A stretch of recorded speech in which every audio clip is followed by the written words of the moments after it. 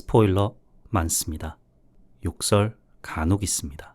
청취에 주의하시길 바랍니다.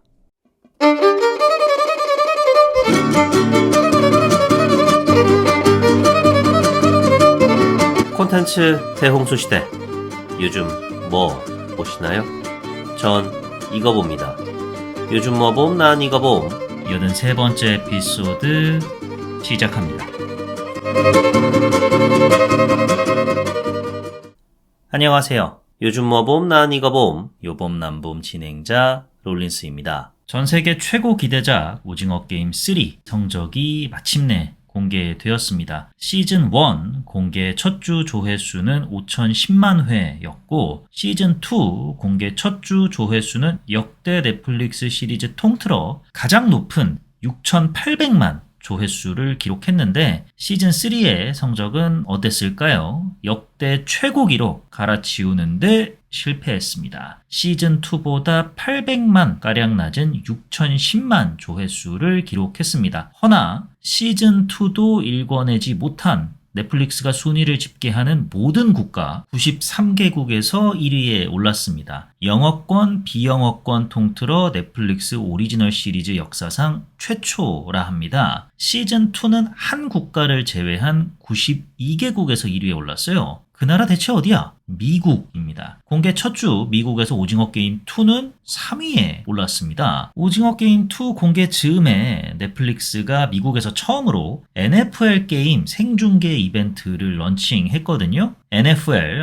미국 사람들이 환장하잖아요. 1, 2위 모두 NFL 게임이 차지했다고 합니다. 1년에 딱 하루 열리는 슈퍼볼의 브랜드 가치가 무려 8억 불, 한화 1조로 모든 스포츠 이벤트 중 가장 높은 브랜드 가치를 지녔다 하죠. 오징어 게임 2 공개 당시 미국에서 넷플릭스가 슈퍼볼을 중계한 게 아닌데도 불구하고 1, 2위 모두 NFL 게임이 가져갔다는 건 미국 사람들이 얼만큼 NFL에 열광하는지를 보여주는 대표적인 사례라 생각합니다. 이런 미국에서도 이번에는 기어코 오징어 게임 3가 1위에 올랐다는 거. 야, 지금은 NFL 시즌 기간이 아니잖아. 넘어갑시다. 뭘 그렇게 다 따져. K 컨텐츠의 저력은 넷플릭스 영어권 영화 순위표에서도 찾아볼 수 있는데요. K-팝 데몬 헌터스가 공개 2주차 들어 조회수 2,420만을 기록하면서 마침내 넷플릭스 영어권 영화 순위 1위에 올랐습니다. 공개 첫 주에는 타일러 페리의 벼랑 끝에 서서에 밀려 2위에 랭크됐었는데 역전에 성공했습니다. 영화뿐 아니라 OST 인기도 범상치 않다죠. K-팝 데몬 헌터스에 등장하는 보이그룹 사자보이스의 유어 아이돌이 7월 3일 기준 미국 스포티파이 차트 2위에 올랐다고 합니다. 이전 최고 기록은 BTS의 다이너마이트가 기록한 3위였다 하네요. K-팝 데몬 헌터스의 OST는 7월 5일 기준 빌보드 앨범 차트 8위에 랭크되었습니다. 2025년에 발매된 OST 앨범 중 탑 10에 진입한 앨범은 K-팝 데몬 헌터스가 처음이라 합니다. 지금 이 순간 가장 행복한 사람은 오징어 게임에서는 프론트맨, K-팝 데몬 헌터스에서는 귀마 목소리 연기를 맡은 이병헌 배우죠. 시리즈 부문, 영화 부문, 통합 1위 이거 아무나 못하는 겁니다. 역시 우리 BH형 개인 번호 만약에 제가 알고 있다면은 형 커리어 성공적 문자 한 통 보내드리고 싶네요. 지난 F1 에피소드에서 제임스 맨골드 감독 연출, 맷 데이먼, 크리스찬 베일 배우 주연, 포드 V 페라리가 원래는 조셉 코신스키 감독이 연출을 맡고 톰 형과 빵 형이 주연을 맡을 예정이었다가 예산 문제 때문에 엎어졌다고 말씀드렸었죠. 빵 형이 이에 대한 보다 자세한 이야기를 풀어놨습니다. 빵 형이 크리스찬 베일 배우가 연기한 르망24 드라이버 켄 마일스를 탐 형이 맷 데이먼 배우가 분한 전직 르망24 챔피언이자 켄 마일스 소속팀의 리더인 캐롤 쉘비 역을 맡을 예정이었는데 영화 보신 분들은 아시겠지만은 맷 형은 영화 초반에만 살짝 레이서로서 활약을 하고 운전대는 거의 다 베일이 형이 잡았잖아요. 이를 접하게 된 톰 형이 쉘비 그러니까 나 운전 거의 안 하네? 안 해 그럼 해가지고 프로젝트에서 하차했다고 합니다. 톰 형 입맛에 맞게 쉘비 캐릭터의 운전 분량을 늘린다면 그만큼 제작비도 커질 테니까 예산 때문에 엎어졌다는 말이 여기서 나온 것 같아요. 누구는 스케줄 때문에, 감독 및 출연 배우들 때문에, 출연료 때문에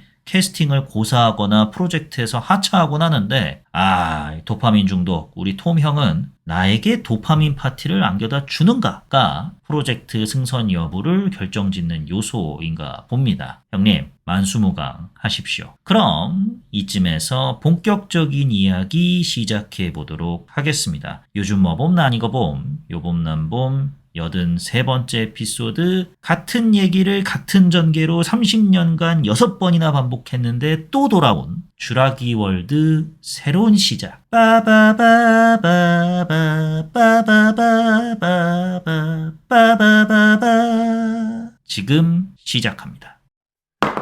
영화 쥬라기 월드 새로운 시작은 1993년 개봉작 쥬라기 공원으로부터 시작된 쥬라기 땡땡 시리즈의 7번째 작품입니다. 쥬라기 월드 시리즈로서는 4번째 작품이고요. 2014년 개봉작 영화 고질라, 롤린스 선정 최고의 스타워즈 무비, 로그원, 스타워즈 스토리, 영화 크리에이터 등을 선보였던 가렛 에드워즈 감독이 새로운 시작의 연출을 맡았습니다. 쥬라기 공원과 2편이죠. 잃어버린 세계 쥬라기 공원의 각본을 집필했던 데이비드 캡 작가가 각본가로 거진 30년 만에 복귀했고요. 그 30년 동안 쥬라기 땡땡 시리즈는 6편이나 나왔습니다. 말씀드렸듯 공룡들이 득식을 거리는 폐쇄된 공간에 문제가 생겨 그 안에 있는 인간들이 죽게 생겼다는 이야기를 30년간 6번이나 울고 먹은 거죠. 비슷한 이야기를 이번에 또 들고 나왔어요. 그것도 제작비 1.8억 불, 한화로 2,500억 원이나 들여서요. 왜 이렇게나 많은 돈을 들여서 또 들고 나왔을까요? 그렇죠. 공룡 사골에 사람들이 환장합니다. 6번이나 울고 먹었는데도 계속 팔려왔습니다. 쥬라기 공원 1편은 전세계 수익 11억 불, 2편은 6.1억 불, 3편은 썩어도 준치네요. 3.6억 불, 쥬라기 월드 1편은 무려 16억 불, 2편도 13억 불, 3편마저 10억 불, 10에 힘입어 시리즈 6편 중 절반이 넘는 4편이 전세계 수익 10억 불을 넘겼으니 쥬라기 공원 3편 꼴 날 때까지 우려 먹어야죠. 이번에도 팍 우려냈는데 역시나 인기가 보통이 아닙니다. 한국 극장가에서는 그 어렵다는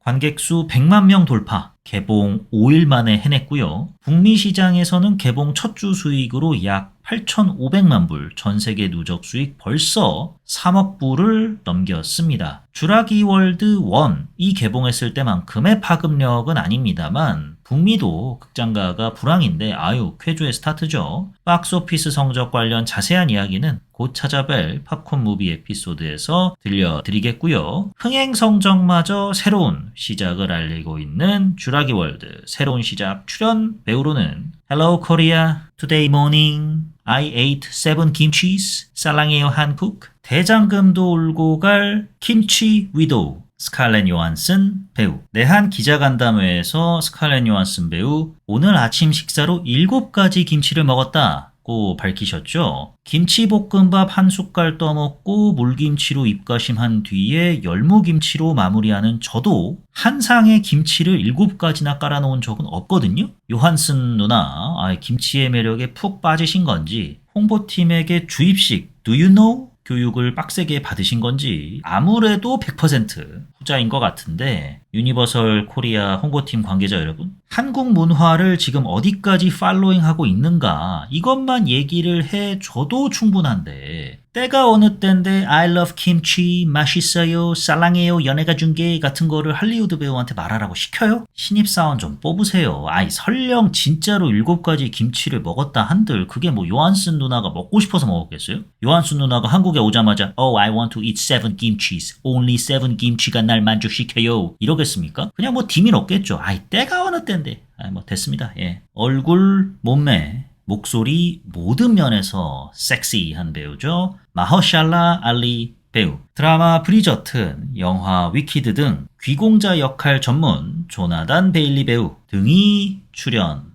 합니다. 영화 쥬라기 월드 새로운 시작 줄거리 요약 시작해 보도록 하겠습니다. 때는 2010년 한 외딴 섬에 있는 공룡 연구 시설에서는 공룡 이종 교배 실험이 한창입니다. 사자와 호랑이를 합쳐가지고 라이거 만들어내듯이 이 공룡 저 공룡 합쳐가지고 새로운 돌연변이 공룡을 만들어내는 중인데요. 더 크고 더 강하고 더 포악한 돌연변이 공룡을 만드는 작업이다 보니 위험 부담이 상당하겠죠. 철저히 독립된 실험실에서 연구를 진행하던 중 영화가 전개가 돼야 되니까 이제 나사 빠진 이제 대가리가 텅텅 빈 연구원 새끼가 한 명 나와요. 걔가 이제 작은 실수를 저질러 가지고 실험실 문의 개폐 장치가 고장이 나버립니다. 그로 인해 연구시설에서 가장 심혈을 기울여서 만들어낸 또 그만큼 위험한 초거대 공룡이 실험실 밖으로 나오게 됩니다. 실험실 개폐 장치를 고장나게 만든 연구원은 그 공룡에게 끔살 당하고요. 그로부터 17년이 지났습니다. 쥬라기 월드 도미니언 시점으로부터는 5년이 지난 거죠. 도미니언 때만 해도 공룡과 인간의 공존이 원활하게 진행될 줄 알았는데 대다수 공룡들이 변화된 지구의 환경에 적응하는 데 실패했어요. 대부분의 공룡은 적도, 지들이 이제 살았을 때랑 비슷한 온도를 가지고 있는 적도 부근으로 이주를 했습니다. 도시에서는 더 이상 도미니언 때처럼 이 공룡을 보기가 힘들어요. 가끔 가다가 공룡 동물원에서 탈출한 녀석들을 길거리에서 보는 게 전부입니다. 시민들이 공룡을 바라보는 시선 또한 경외심, 놀라움, 또 한켠에 자리 잡은 공포 이런 것들은 이제 옛말이 되어버렸고 수많은 동물들 중에 하나로 인식하죠. 시큰둥해진 거예요. 이런 상황에 어느 거대 제약회사의 임원인 루퍼트 프렌드 배우가 분한 마틴이 스칼렛 요한슨 배우가 연기한 전직 미 해병대 특수부대 출신 용병 조라에게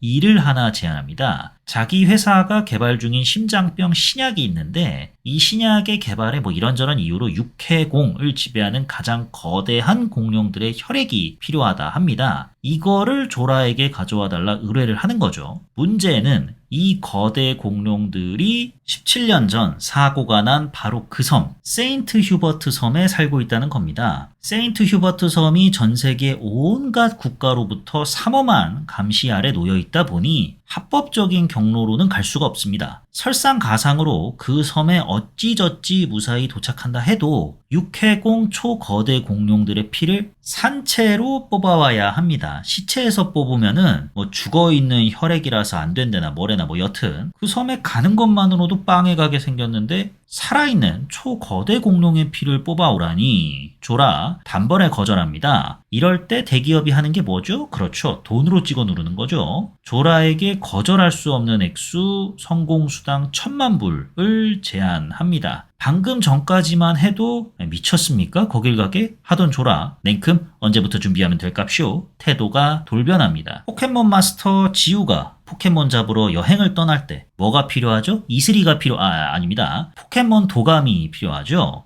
이 포켓몬의 이름은 뭔지, 성격은 어떻게 되는지, 습성은 어떠한지 알려줄 무언가가 필요하잖아요. 여기서 인간 공룡 도감 조나단 베일리 배우가 연기한 헨리 루미스 박사가 등장합니다. 헨리는 제약회사의 자문을 맡고 있는 공룡학자로 현재 공룡박물관에서 일하고 있어요. 처음에 헨리는 안 가려고 합니다. 그래도 명색이 공룡학자인데 그간 철창 속에 갇힌 공룡만 봤지 대자연 속 공룡은 한 번도 본 적이 없어서 학자로서의 호기심이 스멀스멀 생기기도 하고 공룡에 대한 시민들의 관심을 예전처럼 부흥시키고 싶은 마음 등등이 합쳐져가지고 조라팀에 합류하기로 결국 결정합니다. 그렇게 조라와 루퍼트 그리고 헨리는 수리남으로 향합니다. 그곳에서 조라팀을 문제의 섬으로 데려다줄 배의 선장 마허샬라 알리 배우가 맡은 던컨 킹케이드를 만나죠. 던컨 또한 해병대 출신으로서 조라와 오랜 기간 연을 이어왔어요. 같이 임무에 나선 적도 있는 것 같고요. 드디어 문제의 섬으로 출항에 나섭니다. 바닷길로 가다 보니까 가는 중에 해양 공룡 모사사우루스의 혈액 샘플을 채취하려 듭니다. 이 모사사우루스의 행방을 어떻게 알아내려 하느냐? 쥬라기 땡땡 시리즈 만악의 원흉이죠. 인젠, 얘네가 망했습니다. 망하기 전에 모사사우루한테 추적기를 하나 붙여놨어요. 루퍼튼의 제약회사가 망한 인제네 뭐 이런저런 자산들을 사들였는데 거기에 모사사우루스 정보가 담겨있던 거죠. 그렇게 섬으로 향하면서 모사사우루스 행방도 겸사겸사 체크하던 중에 던컨베의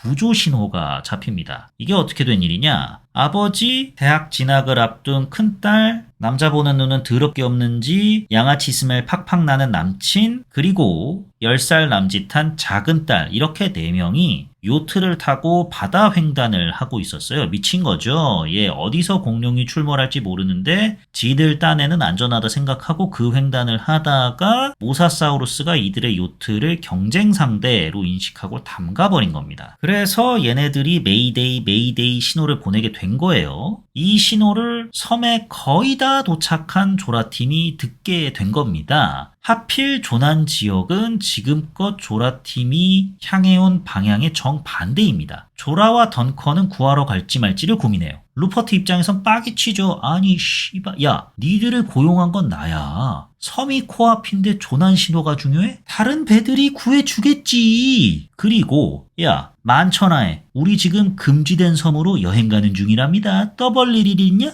맞는 말 대잔치를 하지만 프로라고 자부하는 던컨과 조라가 개무시를 합니다. 왜냐면은 조라는 직전 임무에서 동료를 눈앞에서 잃었고요. 던컨도 어린 자식을 먼저 떠나보낸 뒤에 아내와 이혼하고 여튼 둘 다 겁나게 지금 감정적으로 힘든 상황이다. 그래서 인류애가 폭발을 하셨다. 그렇게 된 거예요. 그 결과 표류 중인 가족을 구해주러 갑니다. 요트가 침몰한 경위를 듣게 됐을 거 아니에요?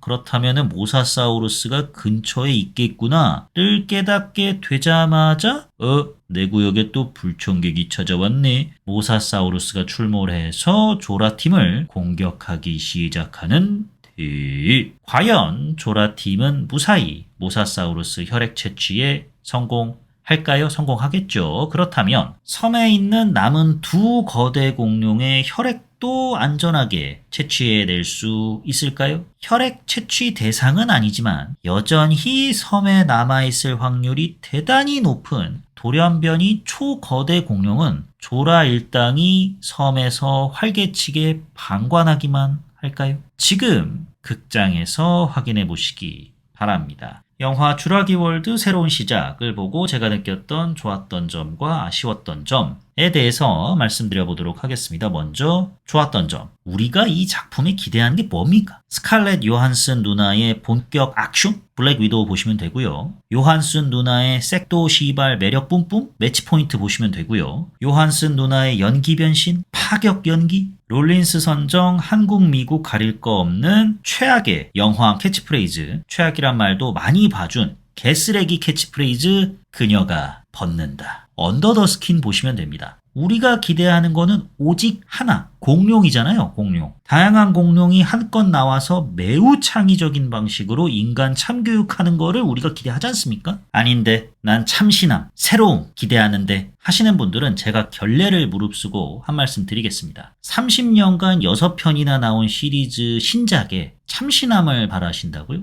양심 좀 챙기시는 게 참신함, 새로움 이런 것들은 이미 그 옛날 쥬라기 공원 1편 나왔을 때 끝났어요. 센세이션 했죠. 맞아요. 한국에서는 아기 공룡 쭈쭈가 활개칠 때 저 멀리 북미 대륙은 티라노사우루스가 표효를 하고 있으니까 놀라움 그 자체일 수밖에 없죠. 그 이후 2편, 3편, 쥬라기 월드 쭉쭉 나왔잖아요. 이런 마당에 참신함을 기대하는 거는 너무한 요구죠. 대신 바랄 수 있는 건 뉴페이스잖아요. 이 공룡 나왔으니 저 공룡 나와달라. 저 공룡도 나왔네? 그럼 요놈 나와달라. 이 짓도 6번이나 했습니다. 생명경시사상 하느님이 손붙잡아 부처님이랑 의논하고 알라를 포함한 그 외 세상 모든 신들과 줌미팅 가져가면서 만들어낸 자연의 법칙을 한낱 미물새끼인 인간이 거스르려 한 죄, 이 얘기도 6번이나 했어요. 그러다 보니 결국에는 돌연변이 공룡까지 제작진이 손을 댈 수밖에 없었다고 있고 저는 생각합니다. 그 전에도 간간히 돌연변이 얘기를 하긴 했는데 본격적으로 소재가 된 거는 이번이 처음이죠? 이에 대한 명과 암은 잠시 후에 얘기 나눠보기로 하고요. 참신함은 사치고 온갖 공룡 다 나와서 하다 돌연변이까지 꺼낸 마당에 우리가 기대할 수 있는 건 뭐냐? 공룡들 활개치는 거 보면서 팝콘 씹고 뜯고 맛보고 즐기는 거죠. 이러한 관점에 비춰봤을 때 새로운 시작? 기대를 충족시킨다.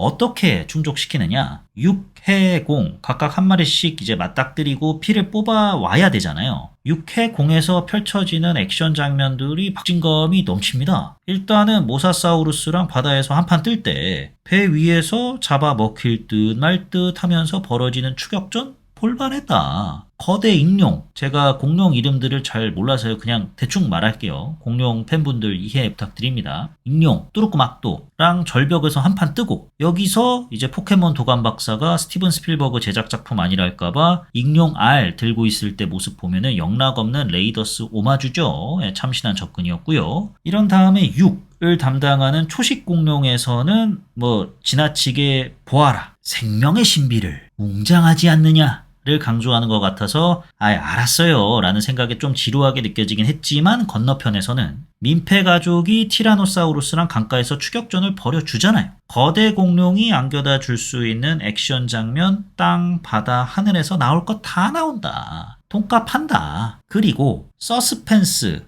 적인 부분에 있어서도 전작 도미니언보다 훨씬 낫다고 저는 느꼈습니다. 도미니언 때는 점프 스퀘어로만 놀래키려는 경향이 강해서 좀 별로였었거든요. 놀래키는 게 공포가 아니죠. 진짜 공포 영화는 무서운 분위기를 만들어낼 줄 알죠. 주라기 공원이 극찬받았던 이유도 저기 공룡이 있다는 걸 압니다. 나도 알고 너도 알고 주인공도 알아요. 조금이라도 이 주인공이 움직이면은 잣될 것 같은데 가만히 있으면 어차피 개죽음이야. 에라이 그러면 이쪽으로 가보자. 이게 바로 이런 장르물이 안겨다 줄 수 있는 서스펜스의 본질이지 않습니까? 그 부분에 있어서 가렛감도 충실히 수행해냈다. 특히 아웃포커싱을 참 잘 활용한다 느꼈는데요. 섬에 조라팀이 당도했을 때 짐을 옮기던 여자 선원 뒤로 아웃포커싱된 바위가 알고 보니 공룡이었다는 걸 보여주는 장면에서는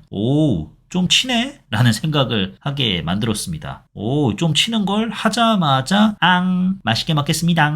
여자 선원 잡아먹히고 이 분위기를 만들 줄 아네. 섬 신고식 한번 화끈하네. 라는 생각을 하게 만들었고요. 양아치 남친이 소변 볼 때 역시나 그 뒤로 아웃포커싱 된 공룡들이 살금살금 남친 먹으러 다가오잖아요. 그러다가 거대 익룡한테 당하는 모습까지 제 기억이 맞다면 포커스가 시종일관 나가 있죠. 바짝 쪼그라든 양아치 남친 표정 보여주는데 화면 속 모든 초점이 맞춰져 있고요. 어느덧 시리즈의 시그니처가 되어버린 고립된 공간에서 공룡과 인간 간에 벌이는 숨바꼭질 장면, 여기서는 주유소 편의점에서 벌어지죠. 어차피 인간이 요리조리 도망갈 거라는 걸 알긴 하지만 그럼에도 쫄깃했다. 정작 그 뒤에 벌어지는 뭐라고 해야 되나요? 그 지하 배수구 추격전은 별로였지만 그 최종 보스 돌연변이 거대 공룡 있잖아요. 에이리언 아니죠. 한국 공식 제목 따라 에이리언 닮은 그 못생긴 놈. 얘 이름이 뭐야? 찾아봐야겠다 이거. 디스토로투스렉스. 이름도 못생겼네. 여튼 요 놈이 연기 속에서 구조 헬기를 인간이 모기 잡듯 때려잡는 모습을 딱 비춰주면서 그 위용 제대로 뽐내잖아요. 이런 공포심을 안겨주며 최종 보스 등장시키는 방식, 우리가 이 시리즈에 기대하는 것에 충족하지 않았나. 그래서 좋았다. 디스토로투스렉스 얘기 나온 김에 이름 참 생긴 대로 발음하기 참 멋같네. 못생긴 공룡 얘기 나온 김에 진짜 멋같이 생겼잖아요. 그래서 좋았습니다. 주라기 땡땡 시리즈가 계속 반복해서 꺼내놓는 이야기가 인간의 욕심은 끝이 없고 같은 실수를 반복한다잖아요. 공룡 때문에 테마파크 개판나고 사람 엄청 많이 죽을 뻔했는데 돈이 되니까 재개장을 거듭하다가 인류 발전을 위해서는 공룡 DNA가 필요하다 하는데 또 그러려면은 폐쇄된 그때 그 월드 테마파크를 가야 하고 알고 보니 DNA가 필요한 이유는 또 자본가의 탐욕 때문이고 비슷한 얘기 계속 울고 먹었죠. 돌연변이 이야기가 그 과정에서 안 나왔던 것도 아니고요. 다만 돌연변이까지 만들 정도로 자본가들이 돈에 눈이 돌았구나는 아무래도 메인 소재로 나왔던 적이 없었다 보니 그런 걸 수도 있는데 한 번도 이 메시지가 확 와닿았던 적은 없었어요. 이번 작품에서는 확 와닿았습니다. 왜? 몬쉔기였으니까. 이렇게 대놓고 흉측하게 만들어 놓으니까 대번에 야 저딴 연구 좀 그만해라 라는 생각이 팍 들더라고요. 왜? 라이거뿐만 아니라 백호 또 이종교배는 아닙니다만 인간의 탐욕으로 인한 근친교배의 산물이라고 하잖아요. 우리가 아는 멋있는 하얀 호랑이는 30마리 중에 한 마리가 나올까 말까 라고 합니다. 그렇게 한 마리 나와봤자 결국 향하는 곳은 동물원인 거고요. 남은 29마리는 어떻게 되겠습니까? 전문가도 이에 대해서는 말을 아끼더라고요. 불편한 진실인 거죠. 몬쉔긴 공룡 등장의 명의라 하면은 비록 에이리언처럼 생겼을지언정 메시지 전달 능력만큼은 자연의 섭리를 무너뜨리려는 인간의 탐욕, 이종교배 멈춰! 확실했다. 마지막으로 좋았던 점은 스칼렛 요한슨 배우의 무게감이었습니다. 처음 스칼렛 요한슨 배우 캐스팅 소식을 들었을 때는 뭐랄까 배우에게도 그렇고 시리즈에게도 그렇고 서로에게 좀 마이너스인 거 아니야? 싶었어요. 아무래도 배우보다는 공룡이 메인인 시리즈인데 요한슨 누나 같은 빅네임이 필요한가? 싶었던 거죠. 요한슨 누나 입장에서도 시리즈 자체 유명세가 웬만한 배우보다 높은 작품에 굳이 출연할 필요가 있을까? 쥬라기 월드 주인공이었던 크리스 프렛 배우 같은 경우도 영화 개봉하기 10여 년 전에 이미 데뷔를 해서 활동을 왕성하게 이어오긴 했습니다만 그 10년 동안 그렇게까지 유명한 배우는 아니었거든요. 쥬라기 월드 개봉 때 돼서 직전 해에 개봉했던 영화 가디언즈 오브 갤럭시로 이제 막 세계적 유명세를 얻을까 말까 했던 때입니다. 그러다 보니 요한슨 누나 요즘 이런저런 사업한다더니 돈 떨어졌나 했는데 영화를 보고 나니까 꼭 요한슨 누나가 이 작품에 필요했던 것까진 아니긴 하지만 그럼에도 극을 이끌어 나가기에 요한슨 누나만한 배우도 없는 것 같다는 생각을 하게 됐습니다. 왜냐면은 요한슨 누나 하면은 제일 먼저 떠오르는 이미지 아무래도 블랙 위도우죠. 호쾌한 맨몸 액션 10여 년간 참 많이도 보여주셨는데 그렇다 보니까 액션 스타 이미지가 좀 있어요. 어찌됐든 구조 전문가라 쓰고 용병이라 읽는 직업군에 속한 인물로서 탐사팀을 이끄는 리더 역할로 등장하다 보니 따로 전사를 할애하지 않는 한 신뢰감을 딱 등장했을 때부터 줘야 되잖아요. 액션 스타 이미지가 여기서 좋게 작용을 하더라고요. 요한슨 누나의 체격이 그렇다고 되게 큰 편도 아니잖아요. 키가 큰 편도 아니고 그렇다고 벌크업을 겁나게 해가지고 골격이 눈에 띄게 커진 것도 아닌지라 블랙 위도우 이미지 없이 나 전직 해병대 출신입니다. 나 용병밥 10년 넘게 먹은 사람이야. 하면 관객들이 쉽게 납득을 하겠는가? 어렵죠. 근데 블랙 위도우라는 이미지가 자리 잡고 있으니까 야 이 문신 봐봐 보라고 이씨 나 블랙 위도우야 하니까 용병밥 10년?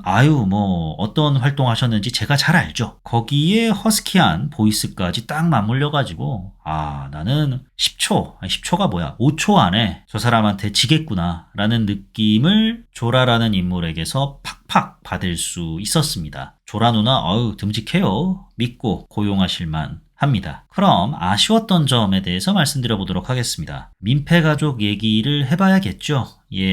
조라팀과 민폐가족 둘로 나뉜 서사구조 이게 극적 긴장감을 많이 떨어뜨리고요. 영화를 지루하게 만드는데 어마무시하게 일조합니다. 민폐가족 자체는 나올 수 있다고 봅니다. 그래 자식 이름 마당에 동료 이름 마당에 아이가 눈에 밟혀서 구하러 갈 수 있고 그렇게 민폐가족이 조라팀에 조인할 수 있다고는 생각해요. 쥬라기 땡땡 시리즈에 아이들이 등장한 게 어디 한두 번도 아니고 그럴 수 있다고 보는데 문제는 조라팀하고 민폐가족이 떨어지다 보니까 무슨 김경식의 영화 대 영화 보는 것도 아니고 영화 전개가 요리 같다 조리 같다 해지면서 산만해져요. 조라팀이 공룡을 만났네 다이다이 뜨네 샘플 채취했네 그럼 이제 가족 비추겠구나 하면은 영락없이 민폐 가족으로 채널이 돌아갑니다. 당연히 아이는 영화상 못 죽일 거 아니까 성인들이 죽을지 말지 쪼이는 맛이라도 민폐가족 서사 때 있어야 하는데 10살 딸아이가 보는 앞에서 아빠가 티라노한테 사지 두 동강 나는 거를 이 영화가 보여줄까? 진격의 공룡이야? 싶은 거죠. 설사 아이 앞에서 성인이 죽는 모습을 주라기 땡땡 시리즈가 보여줬다 한들 대부분 아이들을 희생양 삼아 살아남으려는 성인, 개쓰레기 성인, 이끔살 대상이었어요. 양아스멜,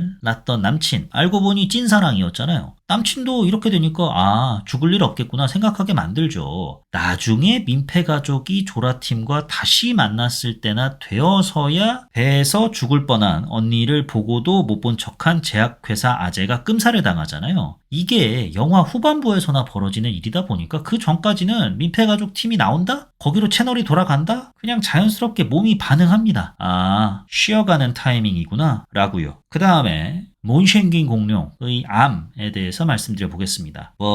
알겠어요. 티라노를 최종 빌런으로 여러 차례 써먹었고 다른 공룡들도 최종 빌런 비스무리하게 나왔다 보니까 제작진 입장에서는 이거 대체 누구로 마무리를 지어야 하나, 나온 애들 거진 다 나왔는데 싶었을 겁니다. 차라리 이럴 때 에이리언2에서 3처럼 사이즈를 확 줄여가지고 미니멀하게 시리즈를 이어갈 수도 있겠지만은 그럼 또 흥행 성적에 악영향을 줄 수도 있으니까요. 야, 내가 말한 이 시리즈에 기대하는 참신함, 이 바로 그거야 셨다면은 사과드리겠고요. 여튼 사이즈는 유지하되 나올 놈들은 다 나왔고 괜히 도미니언에서 빌런은 아니긴 했습니다만은 거대 메뚜기를 내세웠다가 이게 주라기 월드인지 메뚜기 월드인지 모르겠다 라는 평을 들은 나머지 흥행 성적도 월드 시리즈 중에 가장 낮았으니 이를 어쩐다 해서 돌연변이를 내세운 것 같은데 메뚜기 월드 때랑 좀 비슷해요. 아니 이렇게 돌연변이를 내세우기 시작하면은 이거를 공룡 영화라 볼 수 있는 것인가? 몬셴긴 공룡 생긴 것도 에이리언 같아서 더더욱 공룡 영화가 아닌 수많은 크리처 영화들 중 하나로 이 영화를 자리하게 만듭니다. 돌연변이가 어떻게 보면 사실상 맞는 키인 거예요. 이번에는 요런 돌연변이가 나왔으니까 다음에는 저런 돌연변이, 그 다음에는 요로조로 돌연변이 이렇게 가는 건가?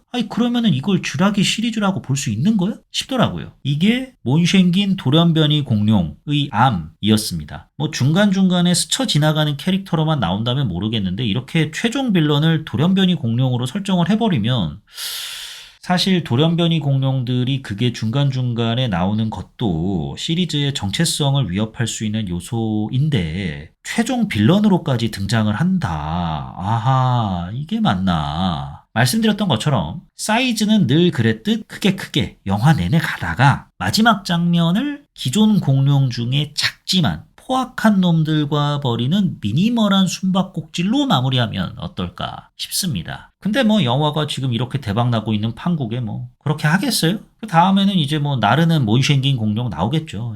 걔가 최종 빌런으로 나와가지고 깍깍 하면서 싸우겠죠. 그 외에 제약회사 아재가 총을 획득하게 되는 계기라든지 용병생활 원데이 투데이도 아닌 조라가 갑자기 공룡 박사의 취지에 공감을 하면서 성공수당 대신에 인류애를 택하기로 마음먹은 그 일련의 과정이랄지 이 같은 사이즈 큰 영화에 흔히들 있는 극적인 순간을 위해서 메시지를 위해서 포기하는 개연성, 밀어넣는 짜잘한 자기적인 설정들 아쉬웠습니다. 여기까지가 영화 주라기 월드 새로운 시작을 보고 제가 느꼈던 좋았던 점과 아쉬웠던 점입니다. 영화 주라기 월드 새로운 시작에 대한 제 별점은 3.0 나쁘지 않은데 입니다. 주라기 시리즈 팬분들은 이 작품의 모진 소리들을 참 많이들 하시더라고요. 아무래도 어떤 공룡을 다루는 방식이랄지 최종 빌런이 돌연변이 공룡이라는 거에 대한 아쉬움이랄지 이런 것들이 다 합쳐져가지고 쓴소리들을 하시는 것 같은데요. 저는 이 시리즈에 그렇게 큰 애정을 갖고 있지 않다 보니까 내가 이 시리즈에 기대했던 바 공룡들 나와가지고 활개치고 눈뽕 요소 안겨다 줄만한 거 다 안겨다 주고 재밌네 하면서 보다가 아이 그래도 저 민폐 가족을 조라팀과 분리시키는 서사적인 선택 이게 맞나? 돌연변이 공룡을 저렇게까지 전면에 내세우는 것이 이 시리즈의 연속성을 위해서 좋은 결정이라고 볼 수 있는가? 마지막으로 이런 큰 사이즈의 영화에 을에 있을 법한 전개상 짜잘한 아쉬운 지점들 합쳐지다 보니까 여름철 블록버스터로서 가족 나들이용 영화로 나쁘지 않다 해서 3.0 나쁘지 않은데 를 주게 되었습니다. 영화 쥬라기 월드 새로운 시작에 대한 제 한 줄 평은 원산지는 불분명하나 사골 맛은 여전하다.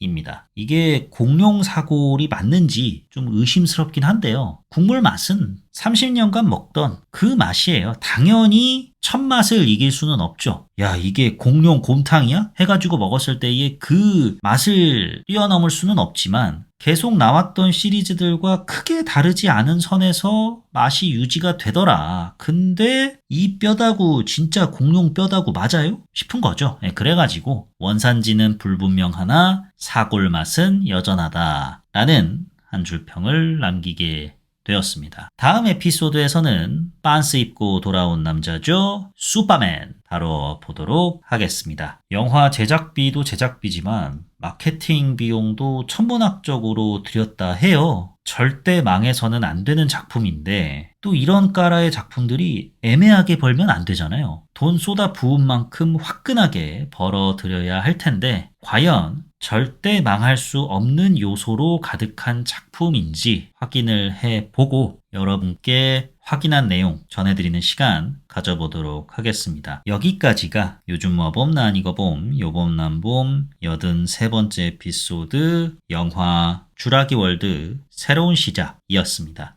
지금까지 저는 진행자 롤린스였고요. 들어주셔서 대단히 감사합니다.